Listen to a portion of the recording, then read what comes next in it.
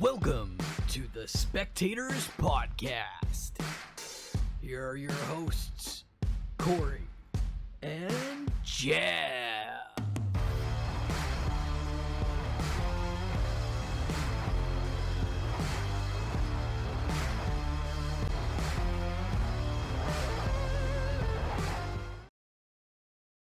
Welcome, spectators, to episode 7 of season 2. Exciting, lucky number 7. My name is Jeff, and to my mic adjacent, wearing another fantastic hat, is Corey. How are you today? I'm doing good. We're coming off a really a loss from the Golden Knights, and I think this is their second loss in a row now from a team who's been winning a lot. I was cheeky for the Canucks, so I thought I'd be a little cheeky for the Vegas Golden Knights losing a match last night. I have to be consistent. So, and how are you? For once, I'm happy. Wow! Oh my God! Tell me about it. It's because I haven't been watching the Canucks. Actually, they won their last game, so that's good. But I'm happy because I am in the local sports radio person here says I'm in sports happiness or sports entertainment happiness because the Friday and Saturday was just everything I've wanted from professional wrestling. The SmackDown was fantastic. We have a very exciting build up to War Games, and then yesterday is AEW Full Gear. And for me, it has really righted the ship of AEW, and just it really helps when both brands are firing on all cylinders. And I think the pay-per-view last night was that because it had a lot of things. So I think we should dive into it. I didn't get to see every match, so we can certainly just maybe pick out the ones that we thought were most notable, and then I think talk about AEW moving forward. So, what are you itching to talk about when it comes to AEW Full Gear? Well, there's a couple of things. First of all, it shocked me there was no returns. There was no major stars coming in, no returns, and this is new for AEW because typically every pay-per-view, since they don't have that many in a year, they'll usually have somebody coming in, and I think it's good. It's a good thing that they don't, because they have a roster with a lot of talent. We know that, right? They have a roster with a lot of talent, just like WWE, and bringing in more and more and more talent takes away time opportunities from other talent. With that being said, the talk on Twitter last night, because of those things, so nothing took away from the talent that was on the roster. The card altogether was good, but the talk on Twitter was all about Mr. Danhausen's heel turn last night. And I was really excited about it because it brought back a lot of that ROH Danhausen. He came out with different music. He came out with a little bit more edgier music. He had a bit of different face paint. He had the teeth in one hand. He had the spike in the other hand. He ended up putting the teeth in the mouth of his opponent and kicked his face in. This is the Danhausen that I think a lot of people wanted to see, and I think the discussion on social media is, man, AEW, Tony Khan, they're finally going to give Danhausen the opportunity to show what he can do in the ring, not just how good he's been on the mic and how much comedy he's been able to bring to the brand, but he's actually going to be able to show his wrestling skills. And I think that's a good sign for the brand in general, because I think it means that we're going to see others get opportunities. We're going to see others get pushed forward. I think that's a good example of, we're not going to get into it yet, but MJF getting his opportunity, which, he's been a corner pillar of AEW since the start. We're going to see others probably get more opportunities, and I think that really excites me in a brand that is still relatively new, has gone through a little bit of turmoil over the last few months, as we've mentioned, but Absolutely. This was a home run. I think that this pay-per-view was one that we can clear what happened, we can get past that, and we can move forward, and we can generate a little bit more buzz going forward. I think that's exactly what we want in wrestling in both WWE and AEW. I think there's a good landscape out there, and that's what we want to see going forward. We want to see more opportunities. We want to see some freshness, and that's what was delivered last night. Well, and especially like it's a lot of it was surprises, right? And I think lately on both brands, even with H, like we haven't seen a lot of like big surprises, right? Like Right. this is the first time since I've been watching. Mind you, I haven't mind you, AEW does change belts a lot, but like there were surprise belt changes and surprise non-belt changes, which I think Mhm. is so nice to see, right? It's not your typical like, okay, yeah, we can pretty much predict this card. I mean, MJF was pretty predictable, but it was done in a very like that's my one of my things when I watch. Like, hey, if it's going to be predictable, at least make it entertaining, and they did that, right? Well, he But even just said in the press conference, "You guys all fell for it." We did, right? We did think he was gonna do that really true face turn, and he didn't, which was good. I think well, it's bad. yeah, and it just that's the thing that it makes me so happy because it just you were seeing a concerning trend with AEW right up until Full Gear, right? Of they lead her back, so they're definitely going to win the titles. Although that's to be continued, and we'll explain that in a second.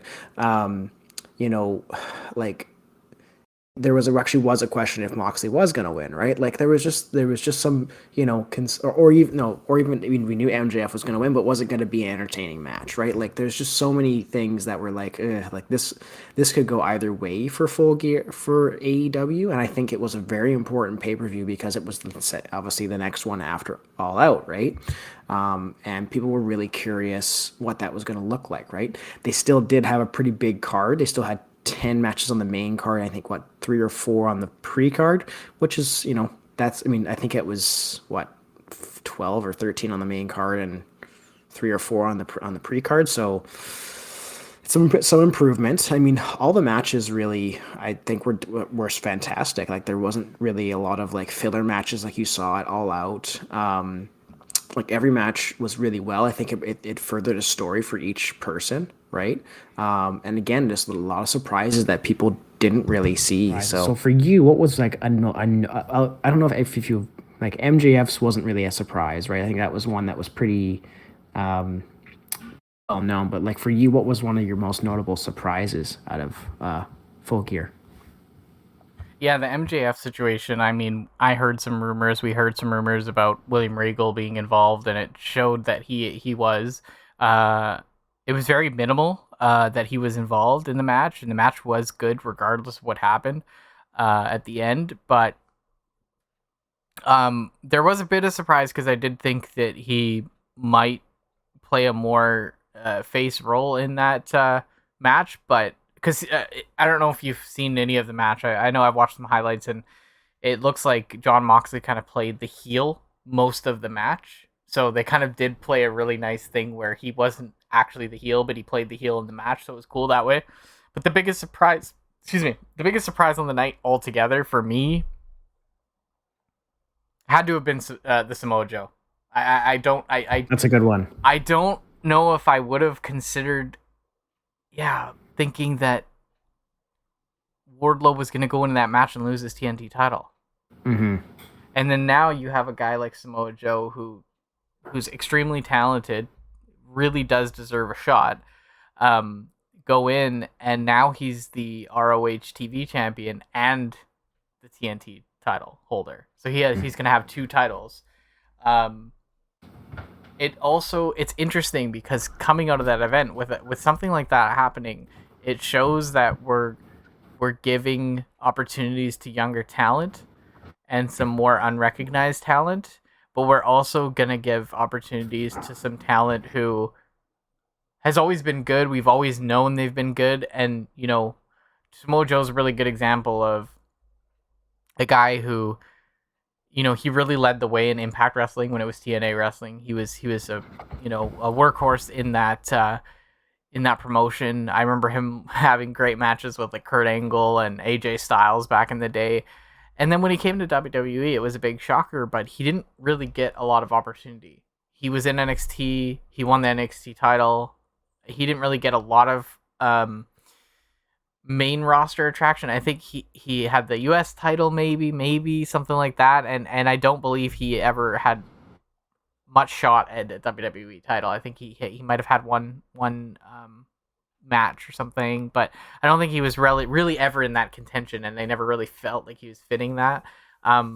I think just seeing him, get an opportunity here was cool because now he's holding two belts, and I know AEW loves to do this holding two belts thing, but there may be opportunity that he might be pushed up a little bit more in the roster too, and finally get that chance that he deserves. It reminds me like of a Joe Thornton, who we always wanted to root for him to win the Stanley Cup. I feel like that with Samoa Joe, but I've always liked him. I always thought he's always been super talented. He brought a lot to the match. He brought a lot to this rivalry because he was thrown in, and it kind of built some heat for a good triple threat match. Like, him partnering with Wardlow for a long time and then turning on him. I think it did provide some heat for this match, which they needed, and like a triple threat's always a good match to watch. So it was a good three, and then Powerhouse Hobbs got a good opportunity there to be in that mix as well. So yeah, they had a triple threat, a fatal four way, and then of course the trios match. Like they had a couple, and then they had a 10-man tag match as well. Yeah. Like it's interesting too because like it was a good card and there were like no major stipulations other than the steel cage match, right? So it's good to see that like they were just sort of doing regular matches, but in many different varieties. But for me, like surprises. Yeah, I'm torn between Jamie Hayter beating Tony Storm. That was a really big surprise for me. I didn't think Tony was going to win because typically if you're the interim champion, if you look at Mox's run, he didn't lose it. He was waiting just to fight Punk, right? And I thought that'd be the same blueprint for Thunder Rosa. But no, Jamie Hayter won. She was very over with the fans. It seemed like actually AEW was listening to the fans and said, no, we want her to be the champion. So again, another younger talent that you're talking about, right? That they're giving an opportunity. So again, just some good will, right? Some good, and I've got some story moving forward, right? Like how will Britt Baker take having a champion in her faction, right? Will she turn on her? Likely. Yeah, likely. Right? Even though Britt herself lost, which I think that one wasn't surprising. It was just nice to see Saraya get back in the ring and actually perform well and get a win. Like that was really nice. I think they needed to do that after a 5-year absence in ring at all. I think she needed to come back. She needed to get a win. I think it was a good match. I heard there were a couple of rust moments, but as to be expected. Understandable, yeah. But it was nice to see her win. I think it was a good it was a good honor for her to come back and do what she loves, and she got her career cut short, unfortunately, right? And it's nice to see her getting put over. It's good to see that Britt Baker. I think Britt Baker has always shown since she's been in in AEW that she is a team player, from what I can see, and she will put people over when they need to be put over. But she plays a fantastic heel, and going back to what you were saying with Tony Storm and Jamie Hayter, like that did come as a bit of a surprise to me too. I really like Tony Storm. I thought she presented a good champion, but I think that from the fans' perspective, there was maybe a little bit of staleness there because she didn't have a lot of story. She wasn't provided with a lot of story to work with. She's talented in the ring, but other than that, we didn't really get a chance to see a lot of mic skills or feuding or things like that. And Jamie Hayter has been fantastic in the ring, and I think they wanted to give her a push. So we may see it go back and forth between these two until Thunder Rosa comes back. Maybe Britt Baker gets in the mix. I don't know. I don't think they'll put Saraya too much into like heavy competition just due to her injuries in the past. I don't think she's going to become a full-timer or anything. I love the idea though that now you have somebody with Britt who she previously they had some animosity towards one another, and then Jamie Hayter came back to protect her at some point, and now they're good again, but they do have history. So I do see, Britt turning on her because ultimately she wants that title back at some point. So no, so that was a good surprise. Another like again, another like it's nice to talk about these things because I think even like with WWE, we haven't seen a title change since Money in the Bank, and that outside of the women's, like we've even then, Money in the Bank saw Lashley win the U.S. title, and you saw Liv take the Raw Women's Championship. Right. The only title that's changed. only two titles that have changed hands since, right? You've had the U.S. title bounce around a bit more. Well, really, actually, just to Rollins. Then you've had Ronda get it back. So we And just Gunther was already the Intercontinental title holder at that time, right? he Yeah. won it just before Money in the Bank, I Right. think. Right. So like for mainly watching WWE, like it's just nice to see, and I know AEW does tend to change their titles quite a bit. Like I think the tag titles have changed hands quite a few times.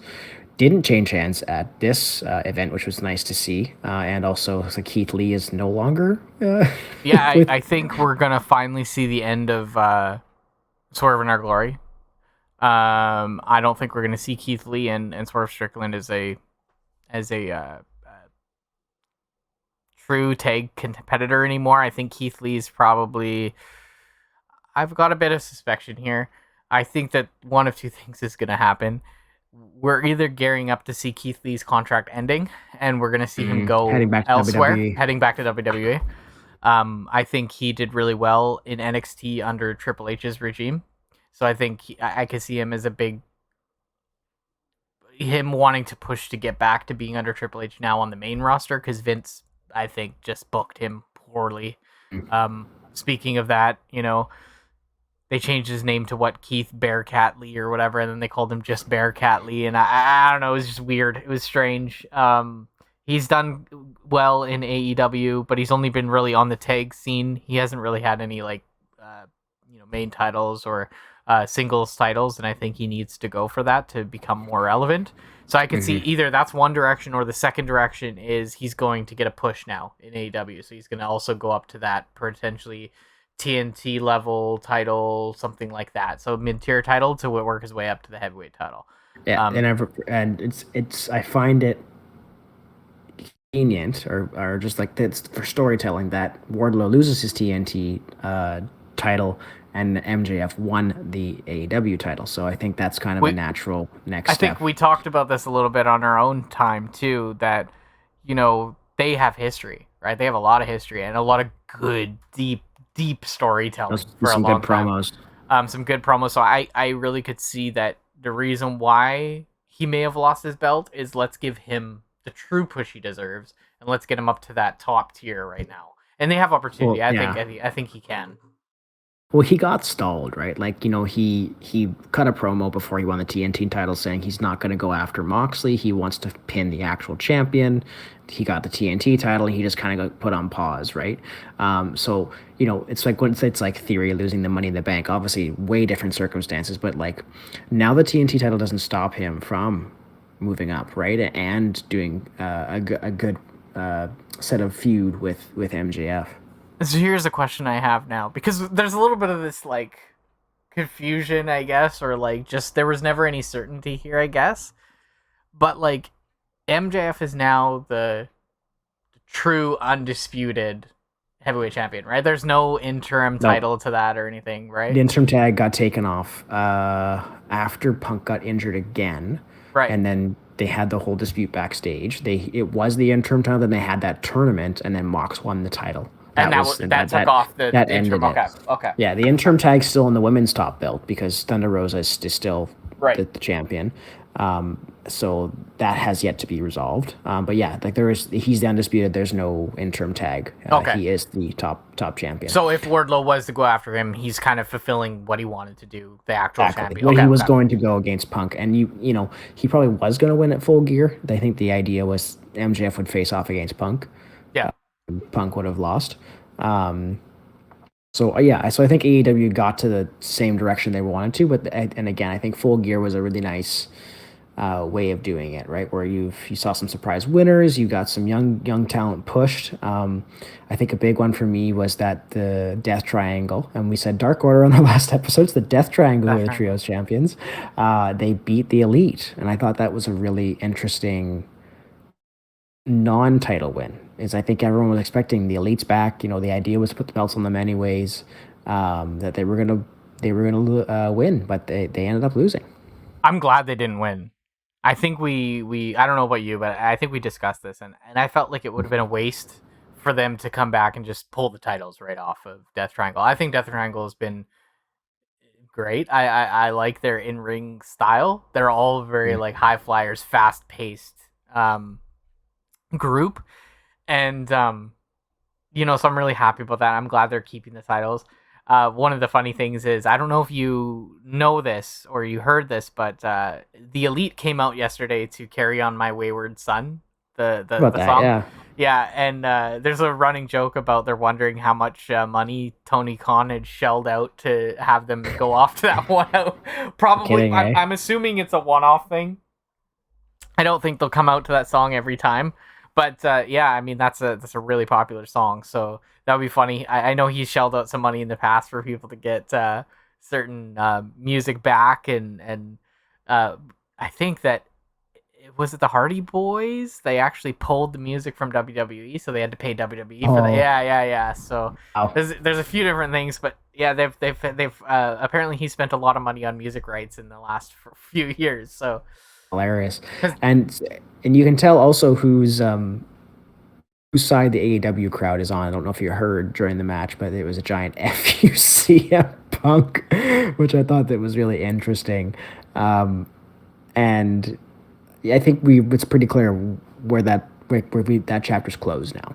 yeah. And Punk's not returning. Um, and the Elite are back, and they're in the title picture, well, with the trios titles. So uh, it's a whole other thing we can probably maybe talk about later than the investigation and sort of how that was handled and how maybe it wasn't handled very well and it was sort of skewed into one direction, right? Seeing Punk actually doing commentary, being happy, he's actually joking about it, saying like, "Oh, you don't want me in the locker room, ha ha ha ha." I just think there was it was not handled in a way that it could have been, with results that could not have been favorable to either side. Yeah. I said we're going to get into it, but we're kind of talking about it now. But that's professional wrestling, right? Yeah. That is, There's sides. There's what's the word for it? There's favorites. favoritism. A lot of favoritism. And They say in parenting, don't pick a favorite. Clearly, professional wrestling should not be parents. but I do I'm very skeptical about almost the whole situation, because there's some believable things on what Punk did, because we saw what he did in certain instances, but there's a lot of backstage stuff we have no privilege to seeing, and I feel like there is a lot of skewed advice that was given, or like a lot of skewed interpretations, as they would put it, like how they would say something looked, and I think that really was favorable to one side.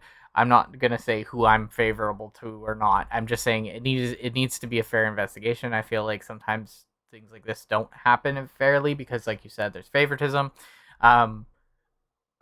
First of all, let's kind of take that all away and say, like, how do you feel about the Elite being back so quickly, and how do you feel about them being back in general? Well, for me, it's like in general, both parties were wrong, right? Mm-hmm. Both parties, that they deserve their suspensions. I just don't like the fact that one side really got favored over the other, right? Mm-hmm. They're both, all four of them are being idiots, including Ace Steel, right? Ace Steel got fired for the whole thing, right? Like, should everyone be fired? I don't know. Like, it's not our place to clear say. what exactly, right? But like PW Insider brought up a really good point that, like, let's just like take away both sides. You had executives in the company storming a dressing room, right? That's fact. That actually happened. No one's denying that the Elite didn't go into his locker room looking for a fight, right? Who threw punches, right? That's where it gets debatable. So the Elite should be back. I think, now that I've actually seen everything and heard everything, I think Punk should be back too, right? But and maybe that's the thing, is maybe it's not in AEW anymore, because it sounds like the locker room's pretty sour with him. Like, they don't want him back, which is fine. Like, that's their prerogative. And I think it does open the door for WWE to bring him back, and like we discussed last time, in a very specific type of contract, right, where he's not really in the locker room all the time. He's in no way like it pushes this upper echelon talent, right? Because that's where you get, sometimes I think he gets a bit Egotistical.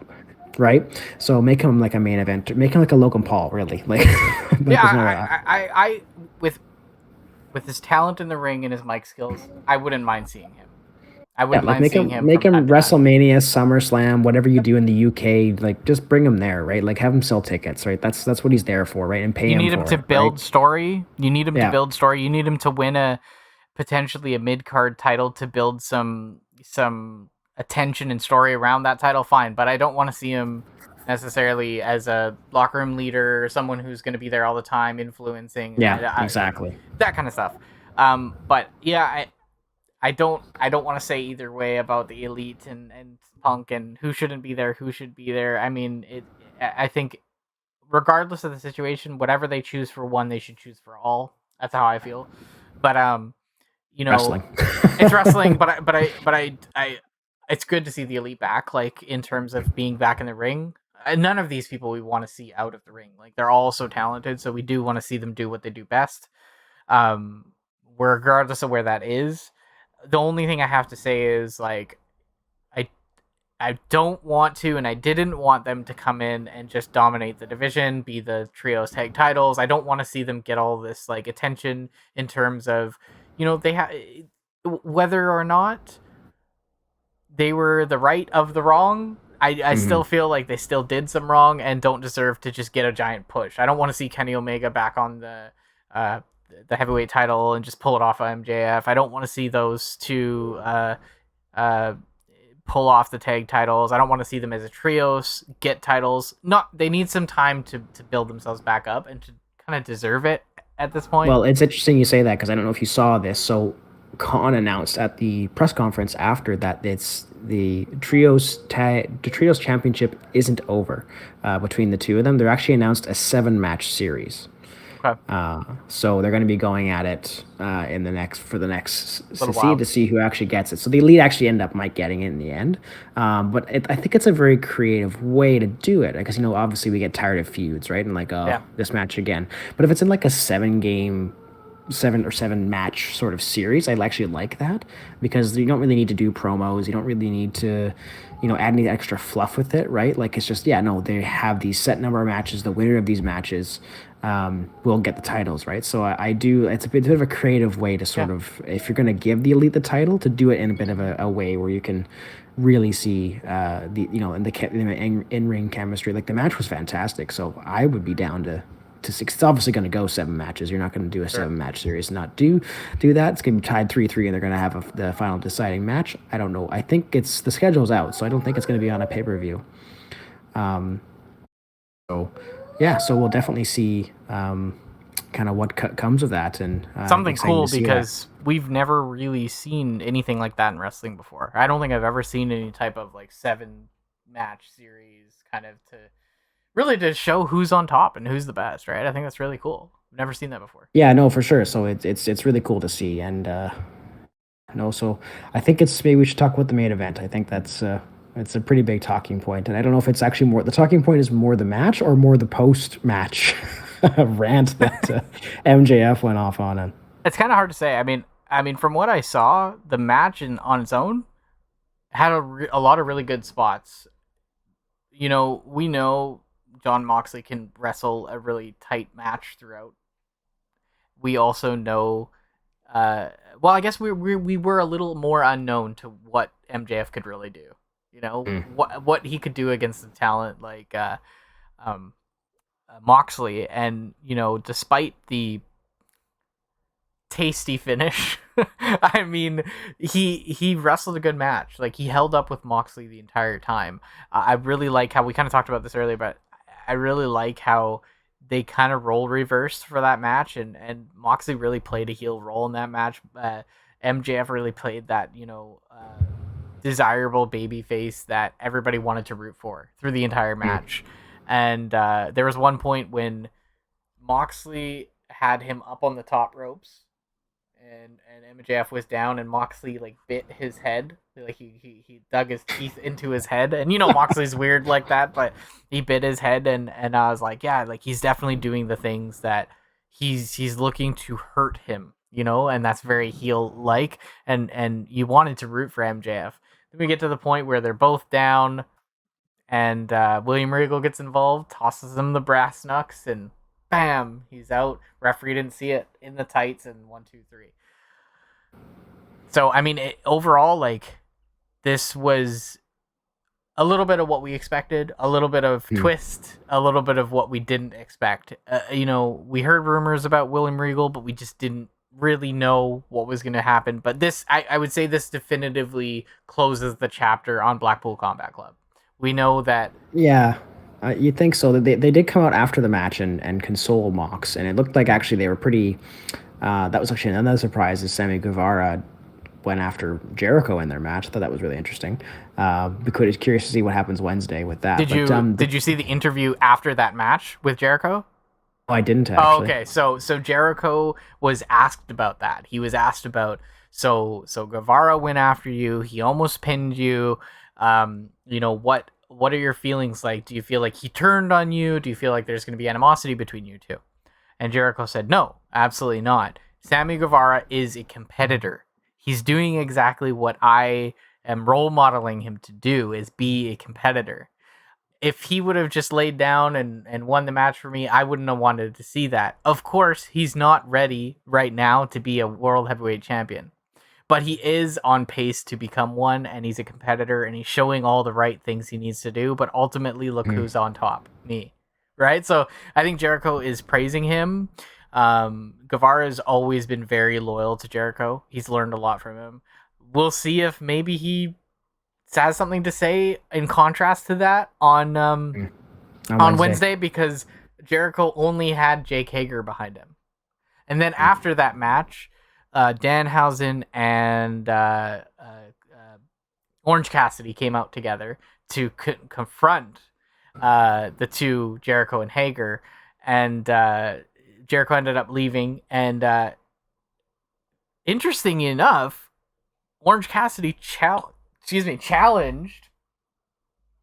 Jake Hager to a match, and he's the champion. So he's a very fightful champion. I think that's really cool. He came out and said, Jake Hager, I want to challenge you for the belt, and Jake Hager was almost like, you want me to challenge you for your belt? All right, let's do it then.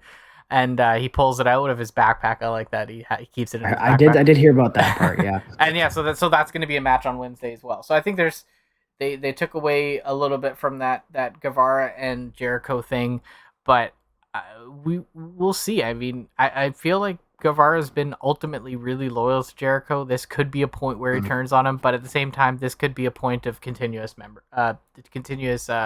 mentorship. So we'll see. And the point was that Blackpool Complex, Blue Complex. Wow, can't say the word. Tongue-tied there. They did come out and console Mox after. So Wednesday will be interesting to see what they do. Are they just going to continue on it without Regal? Are they going to punish Regal for helping MJF? Will he become MJF's mouthpiece, which would be odd because MJF really is probably one of the best mouthpieces in the professional wrestling. I almost feel like it could even be a one-off thing. I think, you remember the history behind Regal and MJF, and MJF tried out for WWE, and Regal was the one who was going through talent relations at that time and dealing with bringing in talent and things, and MJF felt like Regal kind of screwed him over, and maybe this was kind of like Regal's chance to say, all right, kid, I see your talent, I see how you're doing, I'm gonna help you win this match because you deserve it, and that could have been a one, and then they could play that as a one-off thing.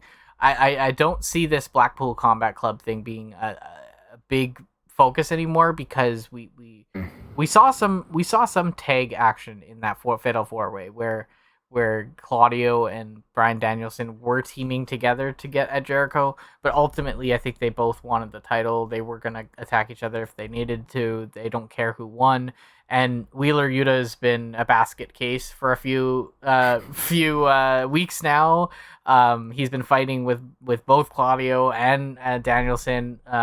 Danielson hasn't gotten along with anyone, so I just don't see the chemistry and the glue between that group anymore. And now with William Regal, who brought them together, is kind of turning on them. I don't know if it makes sense. Maybe maybe they're just going to be the Cincinnati Combat Club. I don't know. Maybe they're not going to be Blackpool, because Blackpool is really only just him. It's only Regal. So, but we'll see. Well, there'll be some more. I think that's again what we were talking about earlier about what does the future hold. What is the future going to look like? That's a good piece of, okay, where do we go with these individuals from here? We know Jericho Appreciation Society is pretty much still together, more or less, but this side of it, we don't know. So we'll see what happens and where all of those good pieces fit together. And I think Mox is going to take his vacation. Yeah, I think he's well deserved too. I Yeah. think he stayed. He held that title, and now he can go and relax for 6 weeks. Yeah.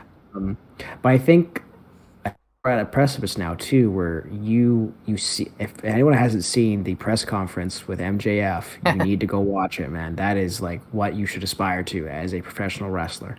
And I think it's also a bit of a jab at all out because MJF did swear at Khan, but it's not. It's obviously to promote AEW because he said like you need to watch every Wednesday if you want to know what. Yeah, you know what I mean. But like you've got your top belt on probably one of the best mouthpieces in professional wrestling who knows how to promote a brand, who knows how to promote himself, who knows how to promote matches, right? Like it can really take this brand. It needs to go to the next level. And maybe you start having him involved with some of the ROH stuff so you can really push ROH. Because I know Khan really wants ROH to have a TV deal. But I think that stems from why we're seeing people like Samoa Joe win a TNT title, being part of the ROH brand, and Danhausen getting a little bit more of a push, being part of that ROH brand. So, that's a good point. Well, I just think they did it so well, like right. Like, I think MJF getting the title was done well. They built it up. They built it up like we knew it was happening. Like it had the face thing for a bit, but now like he is that heel that I think AEW needs, right? Because like I think Mox was heel and face and heel and face, right? Like, and you could tell he was a placeholder. Like he wasn't really meant to have the title. It was supposed to be on Punk, right? But now you have someone who's supposed to have the title. Like it's been in the plans, right? I think they need to have him go on a long run of having the belt, cutting promos, talking about AEW, doing media, right? Like, cause like they've got this generational talent in MJF, and I can't believe WWE didn't pick this guy up. I don't know what he was like before. Maybe he wasn't like this, but it's just incredible to watch him, right? And I asked you, like, because you've watched wrestling for quite some time, like, is he like when it comes to be on the mic, is he like a top 10 or is he a top 5? And you said he's in the top 5. Yeah, I think he's 25. At 25. I think he's ahead of the game, but I do see him in that. He's in that Stone Cold Steve Austin, The Rock, Eddie Guerrero, Triple H. Like he's in that realm of. I'm not naming a top 5 or anything. I'm just throwing some names out there. He's in that realm of what someone can bring on the mic, and you can be good on the mic. You can be really good on the mic, but I read a quote from someone today. I don't know if it was Meltzer or something, but it was really interesting. It was like, you can be really good on the mic. You can draw. Oh no, it was a tweet from Mick Foley. So it was like you can draw attention by saying bad things, and making the crowd mad, getting attention, getting heat, but being able to bring the audience in, and being able to have the audience share raw emotion about what's happening and be truly frustrated, angry, upset, good, like all their emotions are piled into what you're doing. That is like the precipice of what you want. Like you said, he is what AEW needs on the mic right now, whether it's heel, face, whatever. I think he really embodies the spirit of like a superstar. Like he is not just going to be a guy who, and whether he loses the title in a short amount of time and then gets it back eventually, or he's a long title holder, regardless, he's got the pushy deans. He's now top tier. He's at the top of that card now. He will remain there, I think. And like he's done things he needed to do. He's always been good on the mic. He's talented in the ring. He's put on some extra weight. I heard he said on the hiatus he took, he put on 25-30 pounds as well. So he does look a little bit more muscular than he did. He fits that mold. And I look at like the WWE right now, and I look at the top tier of the WWE. Anyone who sits where MJF is right now, they're all over 40. Good point. So, like, you're talking Roman Reigns, you're talking Seth Rollins, you're talking Becky Lynch, she's close to that too. You're talking a lot of these talent, Mid-30s, yeah. they're mid-30s to 40s, and MJF has been very clear that he wants to do this and have enough money and do well enough that by the time he's in his mid-30s, he's out. He doesn't want to damage his body past that point. And I get that. It's very much like Cody Rhodes, and they're very close in real life. Um, so I see this, and I'm like, he is at that level where all those guys, all those women, anyone who's at the top tier in WWE are all in their mid-30s to 40s, and he's only 25. He's only got. What is he? What is he going to do in the next 5 years? What can he do? How can he improve in the next 5 years? He's only going to get better from here. Does he leave AEW in 2024 and take that WWE contract? I think if the money is right and the creative control is right for him, he'll take it. He'll leave to AEW. Now, I think Tony can match anything WWE can give. It's like a comparing it to hockey, like it's like an RFA that you gotta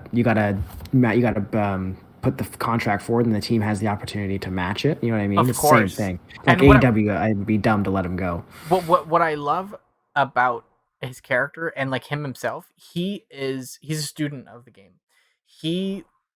What a lot of people have talked about him in the past is like, he doesn't just watch what's going on right now. He doesn't just watch the time. He goes back and he watches stuff from the 80s. He goes back and he watches stuff from the 90s. He watches promos from the 2000s, the 90s, the 80s, whatever. He watches old school stuff. He watches NJP. He doesn't really like New Japan that much, but he watches like Impact. He watches NWA. He watches WWE. He just watches all these different things because he studies it and he understands what's good. And I think with him, he's a business guy. He knows what he's doing right now is going to impact what's going to happen in 2024. If WWE can pay him more, he'll take it. If AEW can match that or pay more, he'll stay. I think he's playing the right cards. It's like hockey, right? You have a couple of great seasons before your contract comes up, and everyone wants to sign you. So he's in that same kind of boat. And what is said about the whole, he went on hiatus and he was gone, he was mad, he came back and he got that raise that was like before an extension and didn't have to sign an extension. Apparently all that's true. I have read that is true. There's a lot of sources that say he did get a raise that he deserved, and that rarely happens, and it shows you the generational talent that he is. So I just want to say, like, I think that I'm really excited to see what's next for him. What is next for AEW, and I want to see, because you look at a guy like Wardlow too. We talked about this a few minutes ago, that Wardlow would potentially be another opponent for MJF due to their history. Wardlow's also quite young, like he's at his late 20s, early 30s, I think, right? So he's still in that realm of being in his prime, and I think that he has an opportunity too. So what I do feel like might happen is you might start seeing WWE falter a little bit in their top talent, and AEW start to do better in their top talent because they've got younger talent. Keep MJF, If they keep MJF, or if WWE doesn't start really implementing young talent, they've got some young talent themselves, not at MJF level, of course, but they do have some, like Roxanne Perez, Cora Jade, Braun Breaker's 25, right? Like they've got a Austin few, Theory, Austin Theory, yeah. So actually, let's jump into WWE. So yeah, let's do it. Before we do that, what would you, out of 10, how would you rate Full Gear as a whole?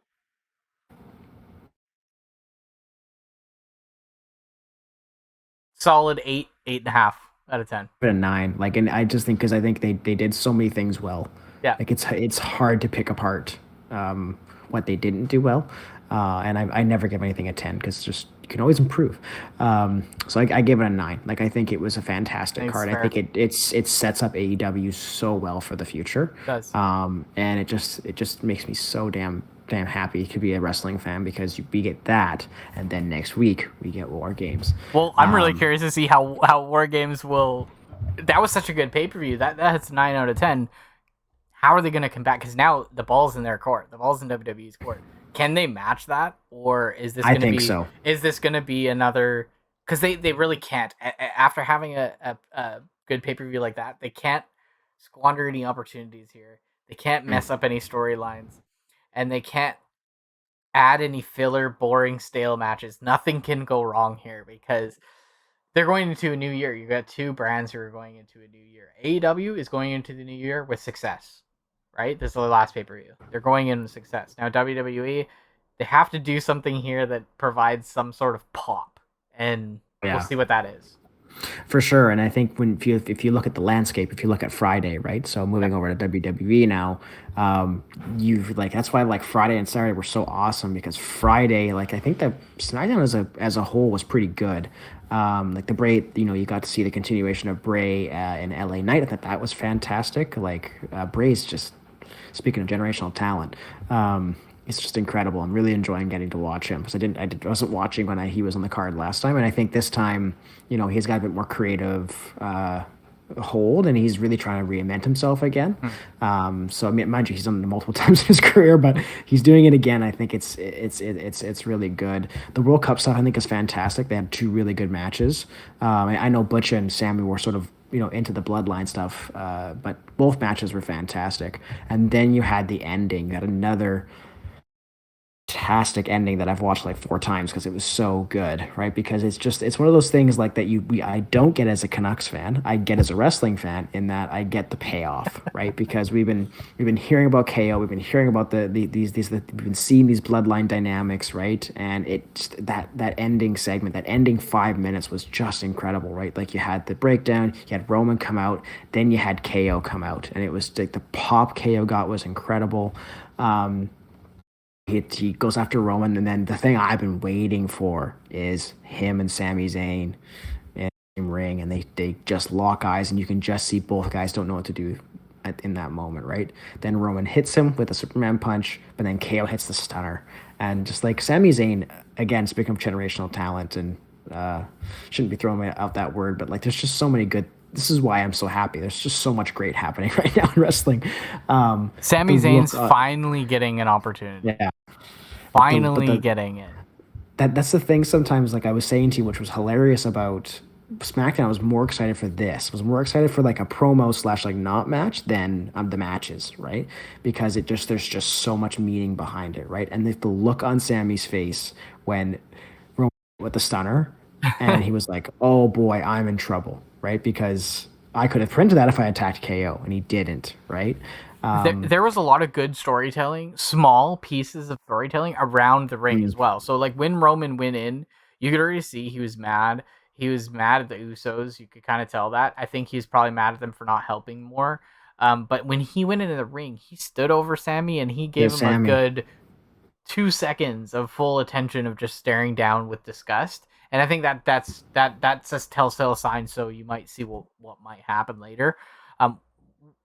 What my favorite part about that was like Kevin Owens didn't just stun him. He countered his spear with a stunner. That too. Yep. The fact that he countered his spear with a stunner, Roman's finisher. He countered it. No one counters Roman's finisher. It doesn't happen. Rollins did the pedigree off of it. But, and I know Brock has at times too. But, at the end of the day, like you have to be up there to be one who would be able to counter something like that, especially as he's running onto you. Your finisher in compared to him is not one that makes a ton of sense to be able to counter it. So it was cool.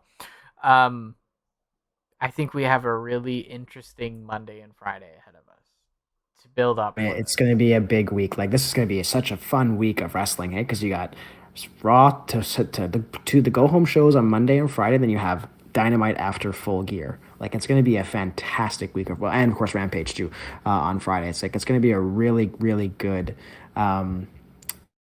like moments of wrestling, right? Because they have to set up the rest of the card because they only have 4 matches right now for War Games, and Dynamite's going to be all about what happened, like MJF shit coming up and things like that, and then Friday's going to be your last show before Survivor Series.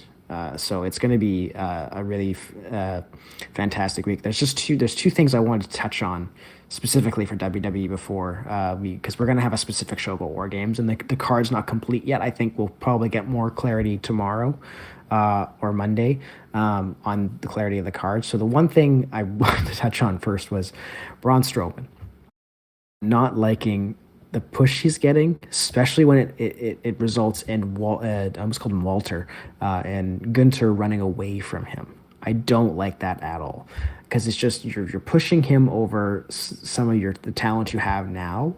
I mean, it could result in Gunther still beating him, but I don't like the fact that they just made him look so weak. I mean, this man stood in the ring with Sheamus, right? Like he's equally as dominating as Strowman. So I wasn't a fan of that segment, and I fear that actually that Strowman will take the title off of him. And I'm not a huge. I know you're a Strowman fan, but and I tend to like Gunther. I like the faction. Like I like that look for the Intercontinental Champion. So that was the one segment on Friday that I was a huge fan of. So I'm the exact opposite.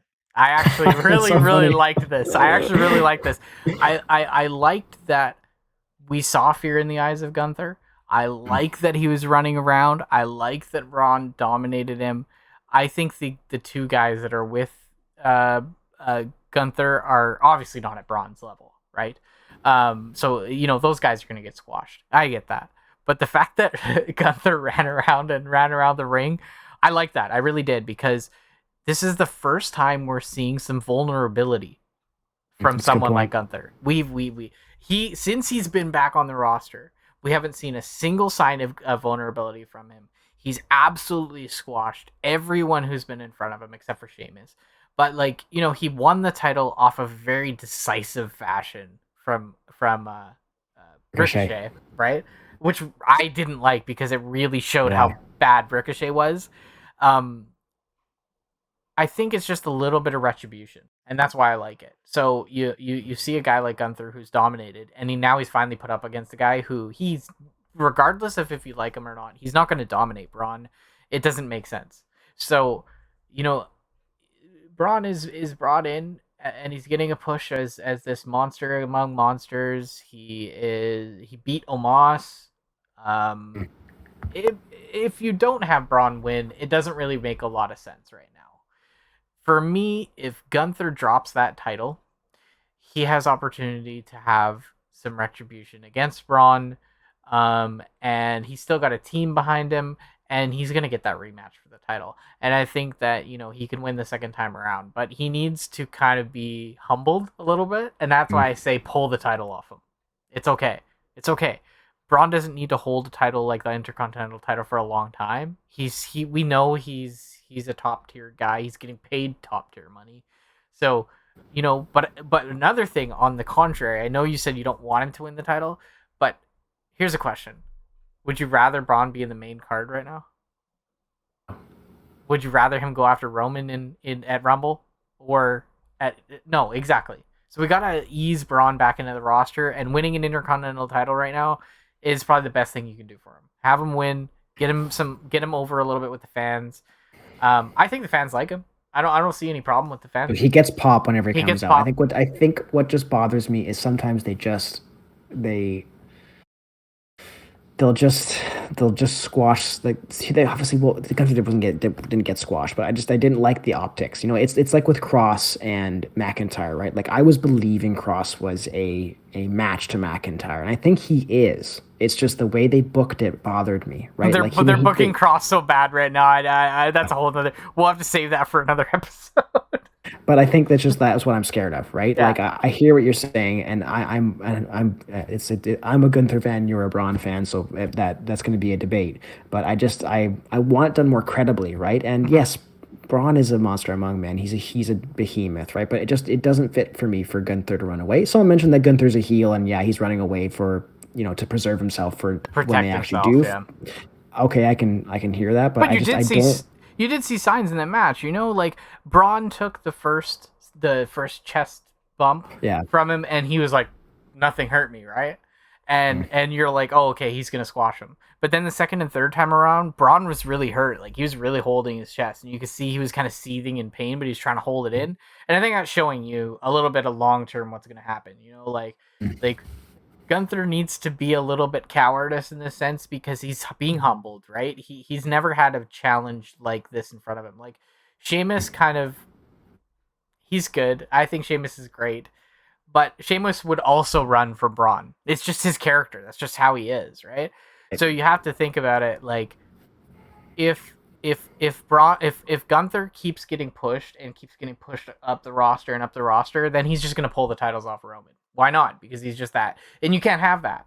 And you can't also have a guy who is believably enough to beat Roman, but then never gets a shot against them. So I think to have him humbled for a brief moment. I don't want the title on Braun for a long time.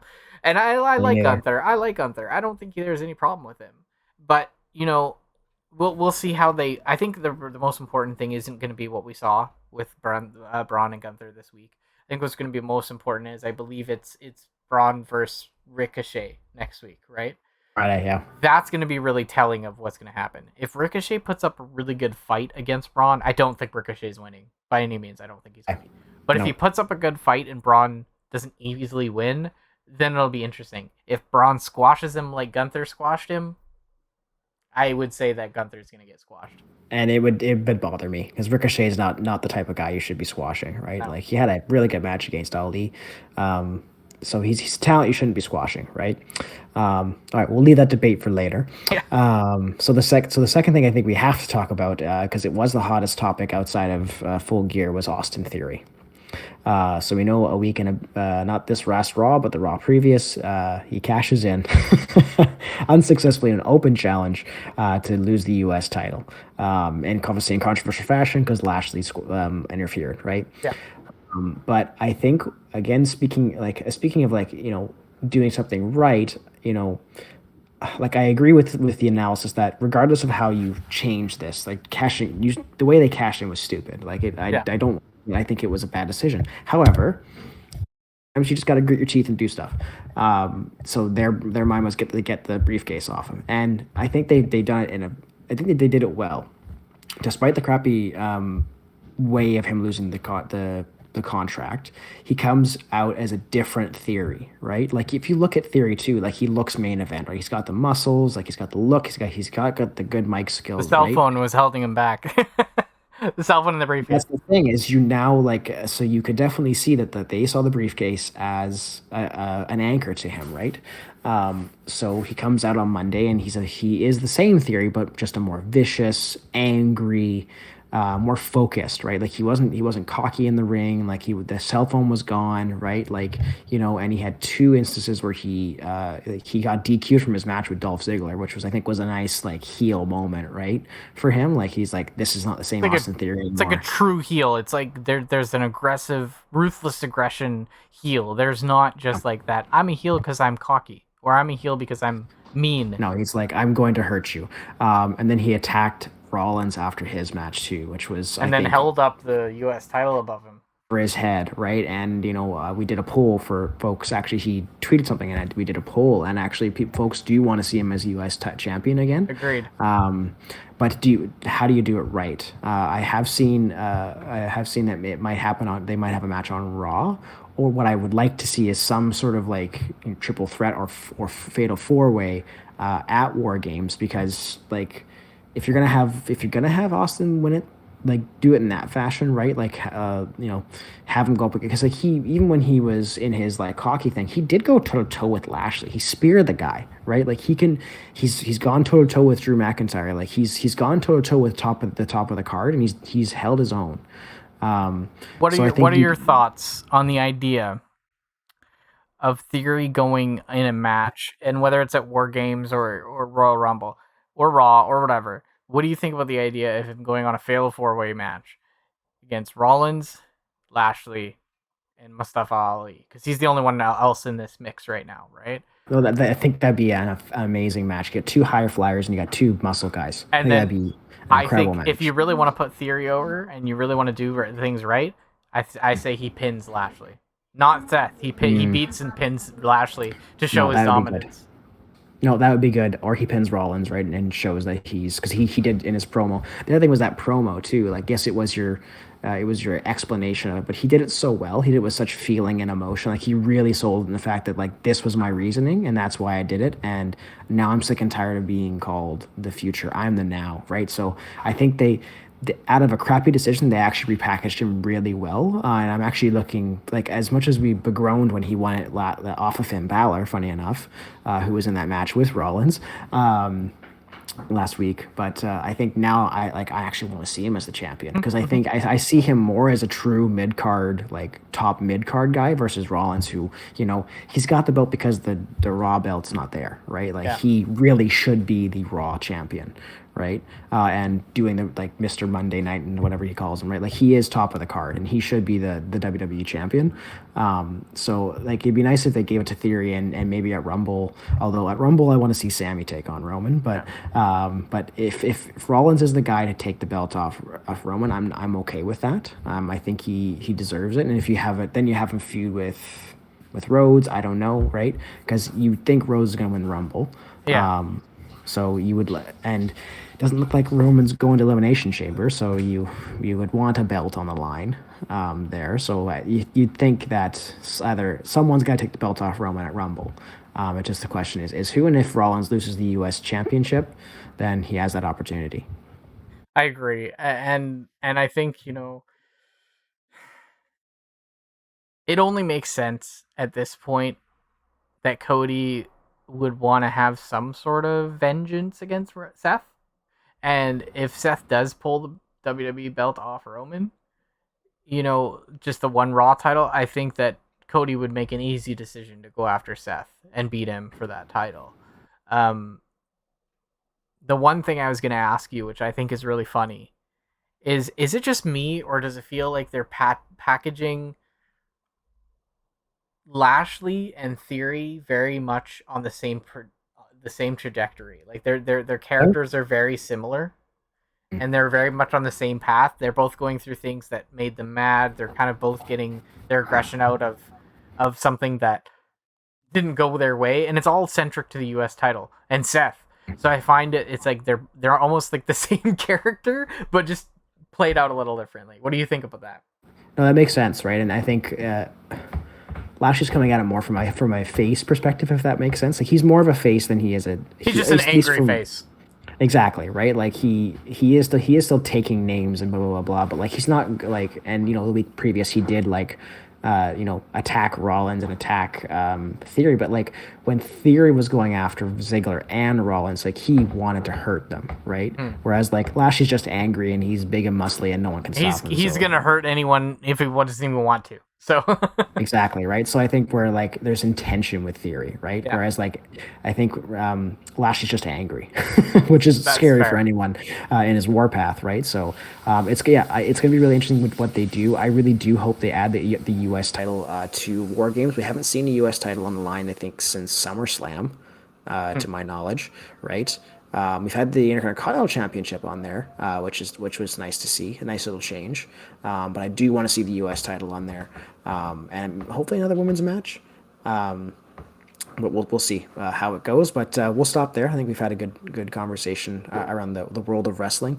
But if you please subscribe, leave a like on our YouTube page, subscribe on the audio side, Apple Podcasts and Spotify. And as I always say, my beautifully bearded friend, thanks for chatting with me. Jeff, thanks everybody, and catch you at the next one.